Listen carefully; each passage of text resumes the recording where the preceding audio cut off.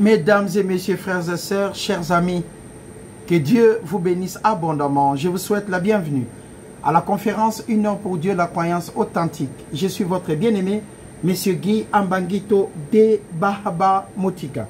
Nous allons lire ensemble dans le livre de 2e Roi, chapitre 4, à partir du verset 1.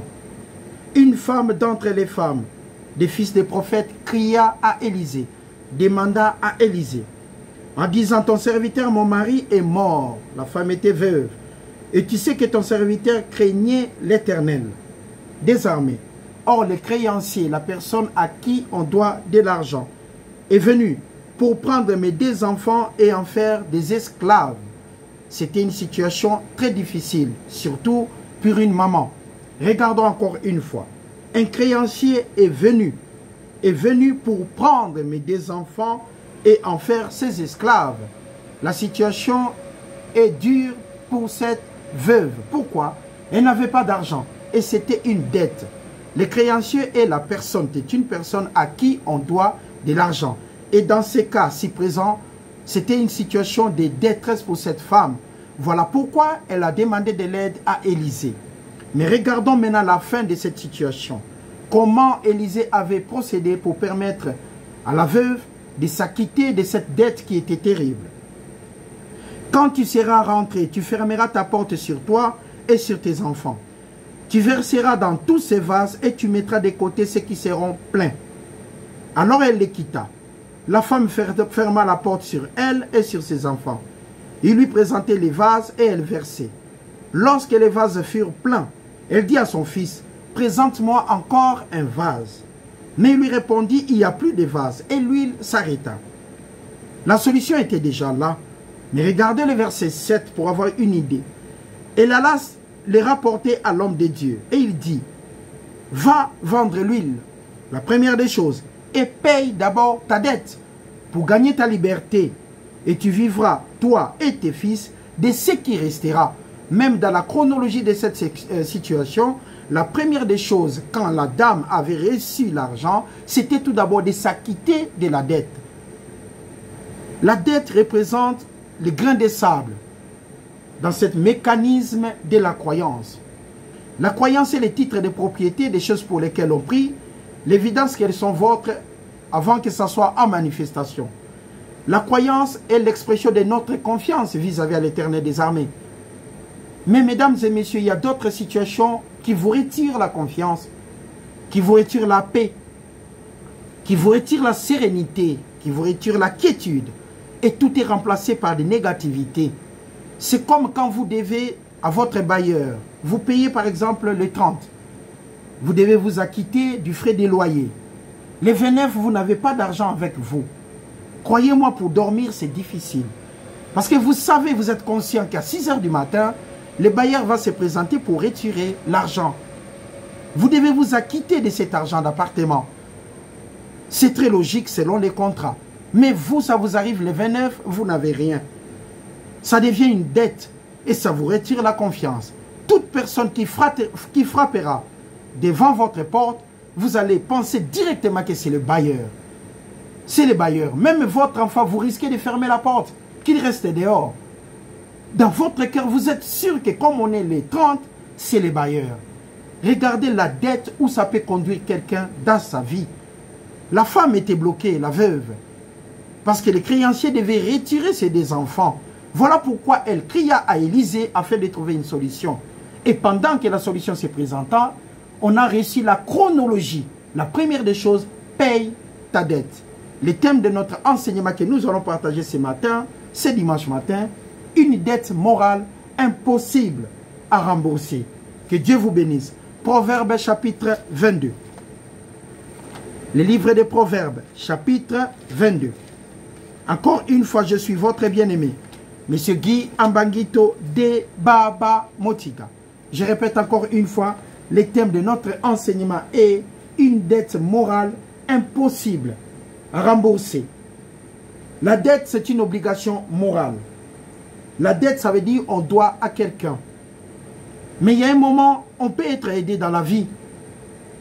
On peut être aidé dans la vie.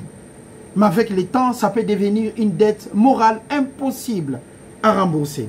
Regardons. Proverbe chapitre 22, le verset 7. Les riches dominent sur les pauvres, et celui qui emprunte est l'esclave de celui qui prête. Dans ce cas de ce verset, nous avons deux personnes.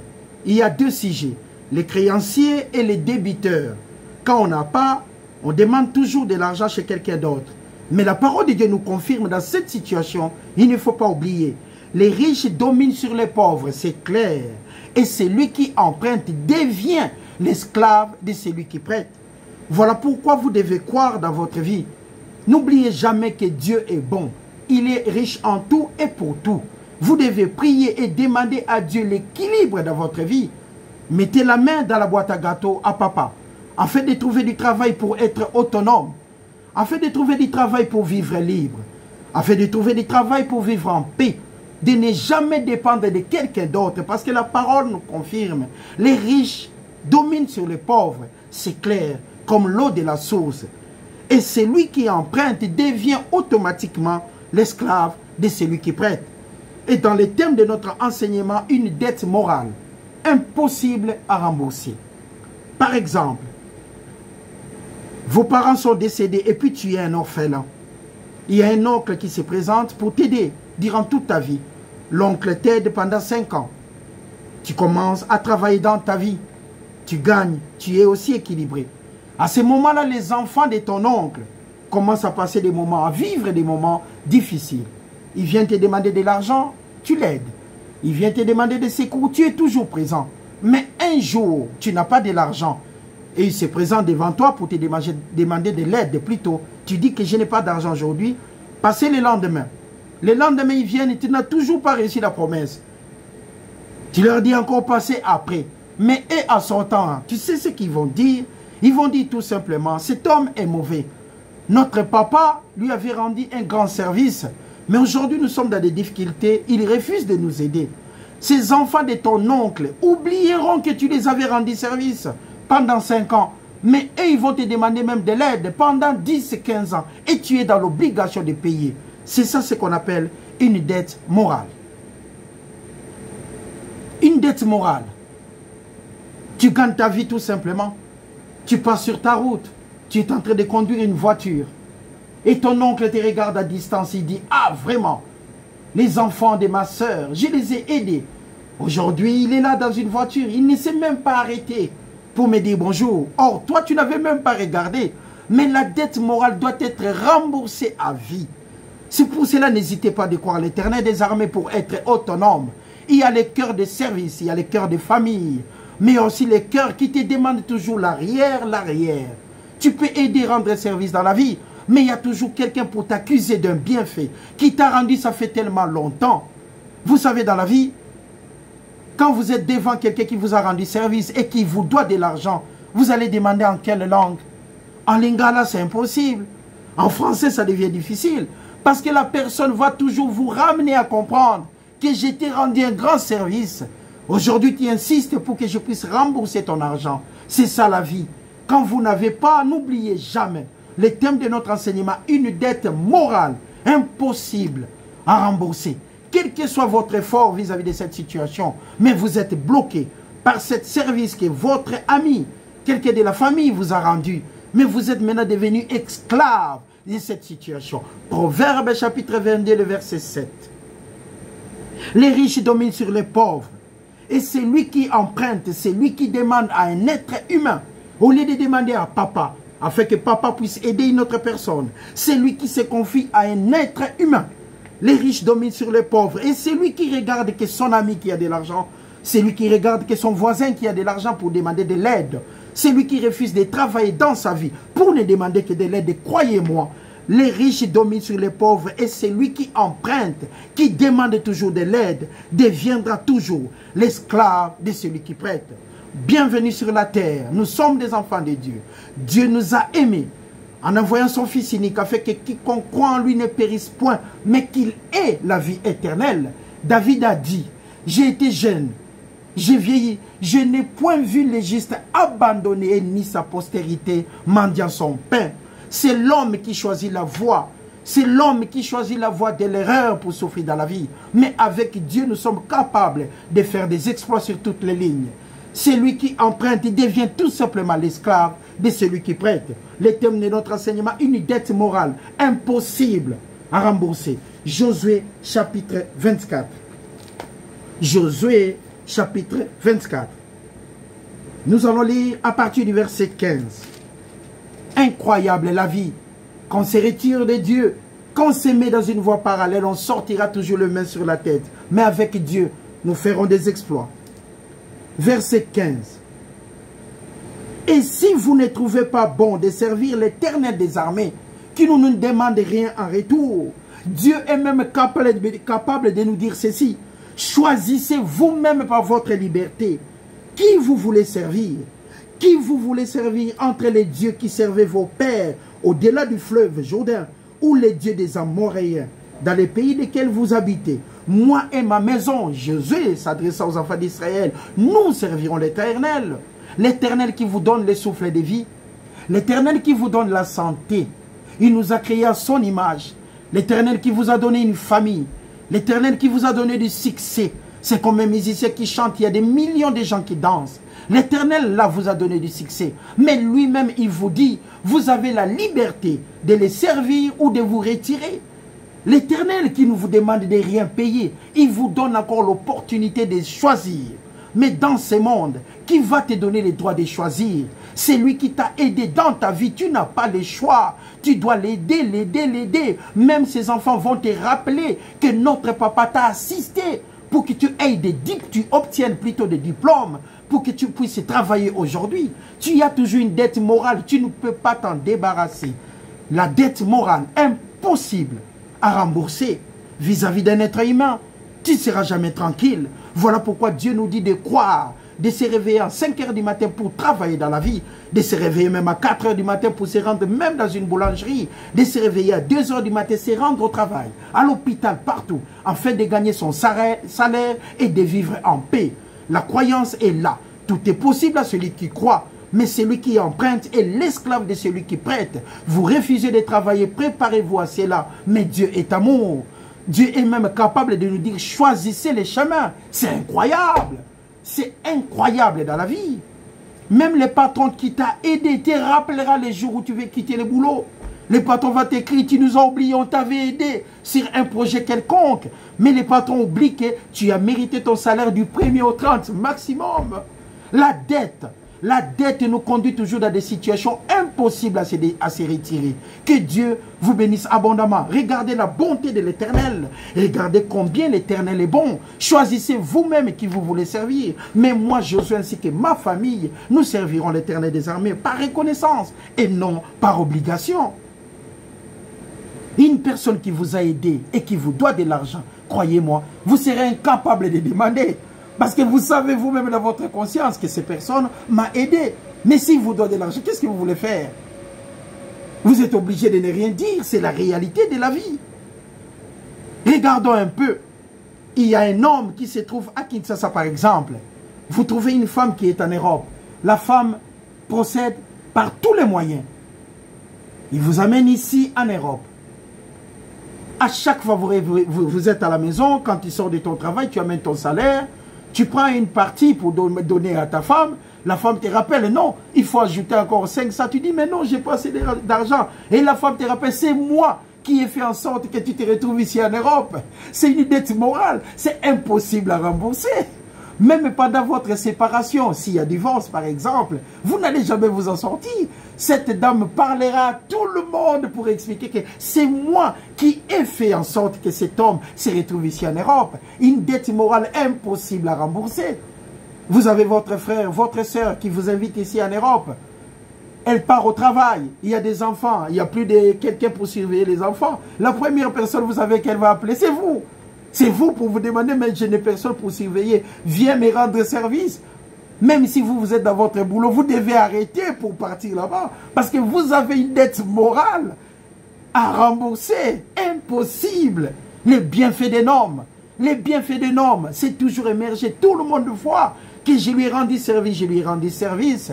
Quand on aide, on est prêt à parler de partout qu'on a aidé. Mais croyez-moi, mesdames et messieurs, il est bon pour tout homme, pour toute femme, et tout homme ainsi que toute femme, de croire Dieu, de comprendre que la parole de Dieu est surdimensionnée pour permettre à tout le monde de s'en sortir dans la vie. Dieu nous a créés à son image et il nous a donné tout ce qui contribue à la vie et à la piété.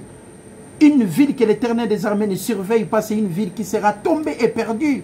Mais quand vous avez votre vie sous l'abri de l'Éternel des armées, vous avez le droit de mettre la main dans la boîte à gâteaux à papa et vous allez vivre librement. Une dette morale difficile à rembourser. Quand vous négligez votre vie, vous vous retrouvez toujours endetté, surendetté et vous devez merci à tout le monde. À un moment, vous êtes bloqué. Vous savez, vous avez une maman, votre maman à l'hôpital. Les médecins vous demandent $1000 pour payer, par exemple, l'opération. Et après, votre maman sera guérie. Vous partez chez un ami, vous vous empruntez, par exemple, vous demandez, écoutez, j'aimerais avoir $1000. L'ami vient, vous donne $1000. Vous présentez devant le médecin, vous payez. Et après, votre maman est sortie de l'hôpital. À chaque fois que votre ami aura un souci, s'il vient vers vous, vous êtes dans l'obligation de l'aider. Parce que l'être humain ne comprend pas des fois. Quand vous aidez, vous devez tourner le dos, c'est la réalité de la vie. Deutéronome chapitre 15. Deutéronome chapitre 15. Que Dieu vous bénisse. Bienvenue à la conférence 1 heure pour Dieu, la croyance authentique. Je suis votre bien-aimé, M. Guy Ambangito de Baba Motika. Le thème de notre enseignement, une dette morale impossible à rembourser. Impossible à rembourser. Votre frère, votre soeur vous invite en Europe. Si la personne est de bonne foi, il n'y a pas de souci. Mais si la personne n'arrive pas à oublier que c'était une aide, et c'était fait par amour, elle vous demandera toujours l'impossible. Même si vous n'avez pas le temps, vous êtes obligé de l'accompagner au marché. Même si vous n'avez pas le temps, vous êtes obligé de surveiller ses enfants. Même si vous n'avez pas le temps, vous êtes obligé de lui rendre service sur toutes les lignes.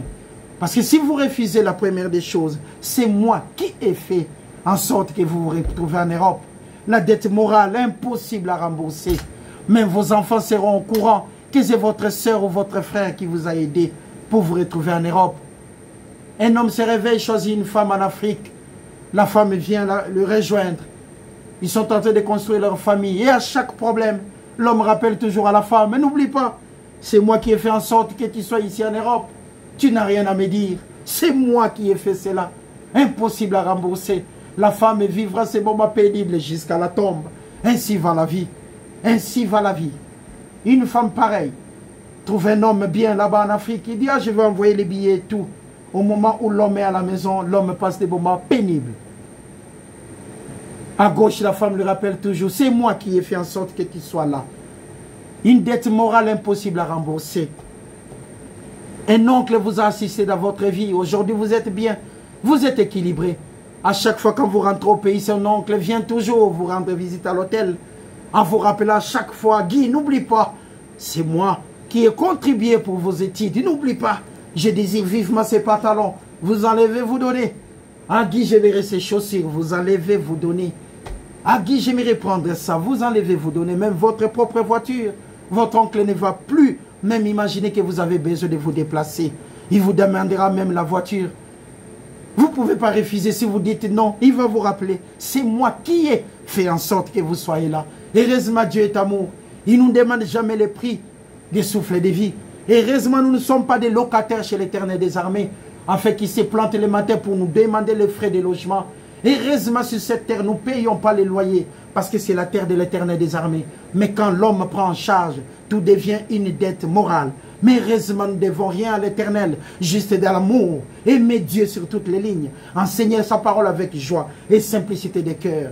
L'aide d'un homme, d'une personne, vous finira toujours par être rappelé, afin que vous rentrez toujours dans la ligne des remboursements à vie. Deutéronome chapitre 15. Tous les 7 ans, même l'instruction de Dieu, tu feras relâche. Et voici comment s'observera les relâches. Quand on aura publié les relâches à l'honneur de l'Éternel, tout créancier qui aurait fait un prêt à son prochain se relâchera de son droit. Il ne pressera pas son prochain et son frère pour le paiement de sa dette. La dette, l'histoire de la dette ne commence pas seulement à nos jours. Ça fait longtemps, à tel point que Dieu a donné l'instruction aux enfants d'Israël. Il leur a dit, vous devez oublier la dette, effacer tout simplement la dette. Tous les 7 ans, pendant cette fête des relâches, c'est l'instruction de l'Éternel des armées. Tu ne presseras plus ton prochain. Tu pourras même presser l'étranger, mais tu te relâcheras de ton droit pour ce qui t'appartiendra chez ton frère. Toutefois, il n'y aura point d'indigents, de pauvres chez toi, car l'Éternel te bénira quand tu poses de tels actes dans le pays que l'Éternel ton Dieu te fera posséder en héritage, pourvu seulement que tu obéisses à la voix de l'Éternel ton Dieu, en mettant soigneusement en pratique tous ces commandements que je t'ai prescrits aujourd'hui. Aujourd'hui, de nos jours, quelqu'un t'aide, tu deviens automatiquement son esclave. On te fait rappeler de cette situation tous les jours de ta vie. Tu attends de gauche à droite que j'étais avec Guy. Tu attends de gauche à droite, j'ai aidé Guy. Tu ne peux même plus respirer ni te promener, même si tu as remboursé la dette. Mais la traçabilité restera toujours, parce que c'est un être humain qui t'a aidé. Mais l'aide n'était pas par amour, c'était tout simplement pour montrer les gens que toi, tu étais en difficulté, puis lui, il est venu t'aider. Et tu ne pourras rien faire, même si tu as donné de l'argent, même si tu as tout remboursé. Mais l'être humain va toujours te rappeler, c'est grâce à moi que, c'est grâce à moi que, c'est grâce à moi que. Tu vas à gauche, c'est grâce à moi. Tu pars à droite, c'est grâce à moi. Parce que le départ, c'était lui. Les bailleurs vis-à-vis des locataires, les créanciers en face du débiteur, il n'y aura jamais de la liberté. Mais c'est le Dieu. Oublie nos péchés. C'est le Dieu. Il est là toujours à côté de nous. Même si nous faisons du mal. Il est même capable encore de nous dire, je vous offre la liberté. Choisissez qui vous voulez servir. Soit maman, soit Dieu. Choisissez qui vous voulez servir. Dieu est tellement bon, n'est-ce pas? Dieu est tellement bon, n'est-ce pas? Même quand tu travailles quelque part, par exemple à la fonction publique, partout, par exemple chez nous au pays à Kinshasa, vous travaillez à la fonction publique, il y a quelqu'un qui vous a aidé, ça peut arriver. Vous travaillez dans des entreprises là-bas, il y en avait beaucoup à l'époque.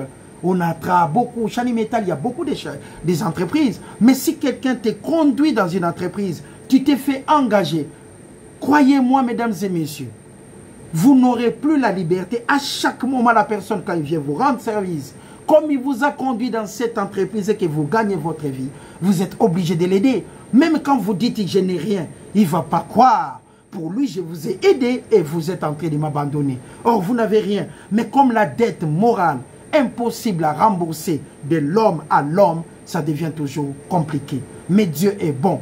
Si nous rendons service à nos frères et sœurs, on doit faire cela avec amour. Si on donne, on doit oublier parce que Dieu est bon. Personne ne vous a demandé la facture de souffle de vie. Personne ne vous a demandé de payer la terre où vous posez vos pieds. Personne ne vous demande l'oxygène que vous respirez tous les jours. Parce que Dieu est tellement bon. Nous aussi, on peut faire cela en retour. Quand on aide et puis ça passe. On voit devant d'autres réalités. Si vous vous rendez dans un magasin de quelqu'un que vous avez aidé, il vend 10 paquets de sucre. Vous venez le lundi, vous prenez un paquet. La personne ne peut pas vous demander de payer directement. Parce que c'est vous qui l'avez aidé.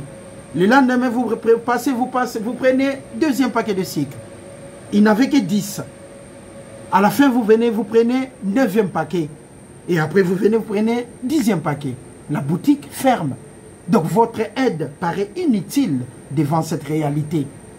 Ce n'est pas de l'amour. C'est juste faire souffrir quelqu'un. Une dette morale, impossible à rembourser. Vous aidez la personne et vous revenez encore en arrière. Retirez la valeur, retirez le confort, retirez l'assurance, retirez la croyance. Mais seul Dieu nous aide avec amour. Verset 7. Verset 6 plutôt. L'Éternel ton Dieu te bénira quand tu oublies la dette. Tu prêteras beaucoup selon la bénédiction. Tu en prêteras point. Tu domineras sur beaucoup de nations et elles ne domineront point sur toi. Ésaïe chapitre 43. Ésaïe chapitre 43. Bienvenue à la conférence Une heure pour Dieu, la croyance authentique. Ésaïe chapitre 43. Nous allons lire le verset 25. Regardons maintenant Dieu. C'est moi, Dieu, l'Éternel des armées, magnifique, qui efface tes transgressions, tes péchés, pour l'amour de moi. Et je ne me souviendrai plus de tes péchés. Avec l'Éternel, ce n'est pas une dette morale, c'est une grâce. C'est une grâce qui est accompagnée d'amour. Incroyable, papa. C'est une grâce de Dieu. Quand vous recevez de l'Éternel des armées, vous êtes grandement béni. Voilà pourquoi il faut savoir se lever le matin pour aller chercher du travail. Ça ne sert à rien de chercher des intermédiaires. Parce que c'est simple quand on cherche. Qui cherche trouve. On ouvre à celui qui frappe. Dieu bénit tout celui qui croit avec amour et avec conviction. Regardez, c'est moi qui efface tes transgressions, tes péchés pour l'amour de moi. Et je ne me souviendrai plus de tes péchés. L'Éternel des armées nous promet, dans n'importe quelle situation, quand Dieu te pardonne, il ne va plus s'en souvenir de cela. Incroyable. Matthieu chapitre 18. Le livre de Matthieu chapitre 18. La dette morale. Impossible à rembourser. Impossible pratiquement. Vous allez à gauche, l'oncle se retrouve à votre gauche. Vous allez à droite, l'oncle se retrouve à votre droite. Vous êtes dans votre maison, le surveillant vient vous dire, écoutez monsieur, il y a quelqu'un qui vous cherche. C'est qui? Il m'a dit, votre oncle qui avait payé vos études. Il faut payer. Il faut payer cette dette morale. Impossible à rembourser. Mais ce même oncle était chez vous le jeudi. Ce même oncle était chez vous le lundi. Ce même oncle avait amené ses enfants pour des frais scolaires. Vous avez tout payé. Mais le lendemain, l'oncle est encore présent devant la porte. Est-ce que Guy est là? Guy est là. Le surveillant vient écouter votre oncle qui avait payé vos études est encore là. Il demande l'argent des transports. Vous êtes obligé de payer la dette morale. Impossible à rembourser. Votre ami, votre frère vous a aidé dans la vie. Il vous a aidé, même s'il est présent chez vous. Même s'il vous doit quelque chose, vous êtes obligé de ne rien demander. Parce qu'il va vous rappeler, je vous ai aidé. Vous êtes au travail, vous demandez à un collègue de l'aide. Ces collègues vous aident. À chaque moment, quand vous donnez les instructions, il a dit, vous n'avez rien à me dire. Parce que c'est moi qui vous ai aidé d'être ici. Incroyable la vie. Incroyable la vie. Matthieu chapitre 18. Le thème de notre enseignement, une dette morale impossible à rembourser. Matthieu chapitre 18 à partir du verset 32. À partir du verset 32. Regardons d'abord la logique. Nous allons commencer à partir du verset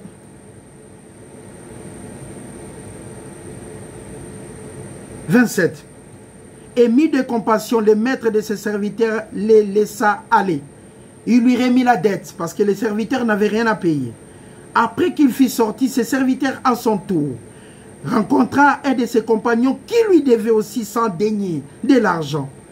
Il les saisit et l'étranglait en disant, paye ce que tu me dois. Son compagnon se jeta à terre, les suppliait à son tour, disant, aie patience envers moi et je te payerai. Mais l'autre ne voulut pas. Il alla le jeter en prison à cause de la dette, jusqu'à ce qu'il eût payé ce qu'il devait.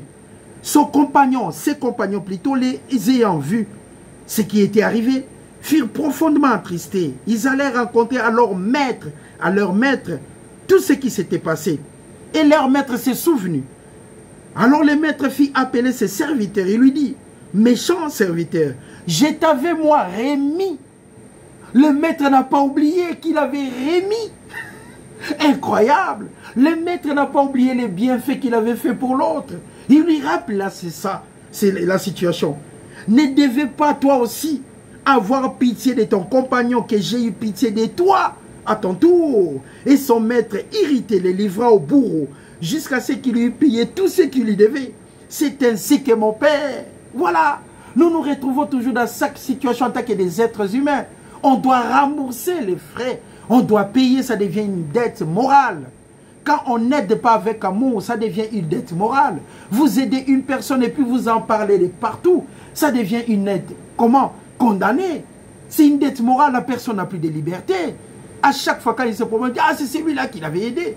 Ah c'est lui que Guy avait aidé. Ah c'est lui, c'est la personne. Vous ne vivez plus votre liberté. Parce que tout ne se fait pas par amour. La dette morale qu'on en a vis-à-vis de l'être humain, qu'on en a vis-à-vis de nos frères et sœurs, qu'on en a vis-à-vis de nos oncles, qu'on en a vis-à-vis de tout ce qui nous entoure dans la vie. La dette morale, quand vous aidez, vous devez faire cela avec amour. Nous sommes des enfants de Dieu. Nous sommes censés aider nos prochains parce que la respiration est gratuite. La vie est gratuite par la grâce de Dieu. Il nous a aimés en envoyant son Fils unique, afin que quiconque croit en lui ne périsse point, mais qu'il ait la vie éternelle. Jésus-Christ a été crucifié pour vous et moi. Jésus-Christ s'est donné pour vous et moi.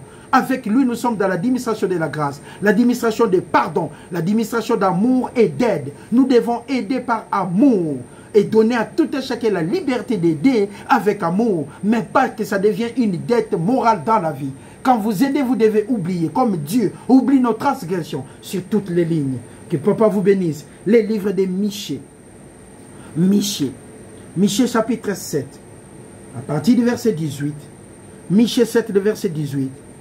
Que Dieu est semblable à toi, qui pardonne l'iniquité, qui oublie les péchés du reste de ton héritage. Il ne garde pas sa colère toujours, car il prend plaisir à la miséricorde. Il prend plaisir à la miséricorde. Dieu est toujours là pour nous aider, n'est-ce pas? Mais en tant que des êtres humains, nous avons l'amour de Dieu, n'est-ce pas? On sera en l'église, nous sommes capables de lire des versets bibliques et de dire à chaque fois Amen, Alléluia. Ça c'est bien, que Dieu bénisse vos cœurs. Mais oublions des bienfaits. Quand vous accomplissez de l'amour vis-à-vis de votre prochain, rendez-lui sa liberté. Laissez votre prochain faire sa vie. Vous n'êtes pas là pour l'obliger qu'il fasse un retour. Ça, ce n'est pas aider. Ça, ce n'est pas de l'amour. Ça, c'est une dette morale impossible à rembourser. Personne ne peut rembourser cela. À chaque fois, vous êtes toujours appelé à ne pas oublier. Que Dieu vous bénisse. Proverbes chapitre 19. Les livres des Proverbes chapitre 19. Que Dieu vous bénisse abondamment. La parole de Dieu est tellement magnifique parce que ça nous donne des clés de la vie. Comment voir la vie autrement. Comment vivre en paix. Comment considérer l'autre même s'il souffre. Comment aider quelqu'un même dans des situations compliquées. On peut aider quelqu'un sans lui rappeler à chaque instant. Proverbes chapitre 19, l'amour de Dieu. Proverbes chapitre 19 à partir du verset 17. C'est lui qui a pitié du pauvre, prête à l'Éternel, qui lui rendra selon son œuvre. C'est lui qui a pitié de son prochain, de son frère, d'un ami, de son collègue de travail. La parole de Dieu nous dit, vous prêtez à l'Éternel des armées et non à la concernée. Vous prêtez tout simplement à Dieu et Dieu sera toujours là pour vous récompenser. À ces personnes que nous aidons, à nos frères et sœurs que nous assistons, ayons cette capacité d'oublier, de leur dire tout simplement que Dieu vous bénisse, un bon voyage, que Dieu vous bénisse, que Dieu vous accompagne dans votre vie. Oubliez mes bienfaits, Dieu me les rendra. C'est lui qui prête aux pauvres, prêtez tout simplement à l'Éternel des armées. C'est lui qui apporte de l'amour à qui que ce soit. N'oublie pas que Dieu n'est pas un homme pour mentir, ni un fils d'un homme pour se repentir. C'était là une dette morale impossible à rembourser.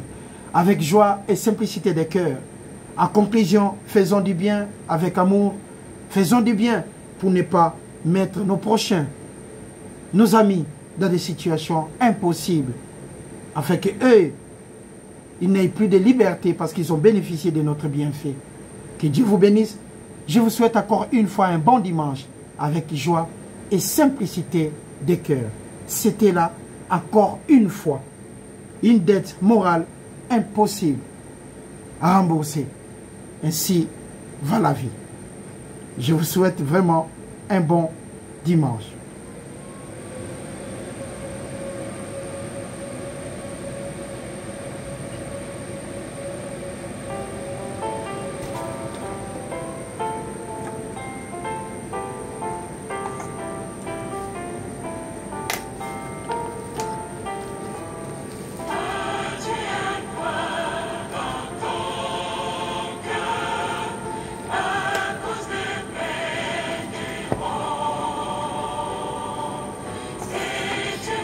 Oh.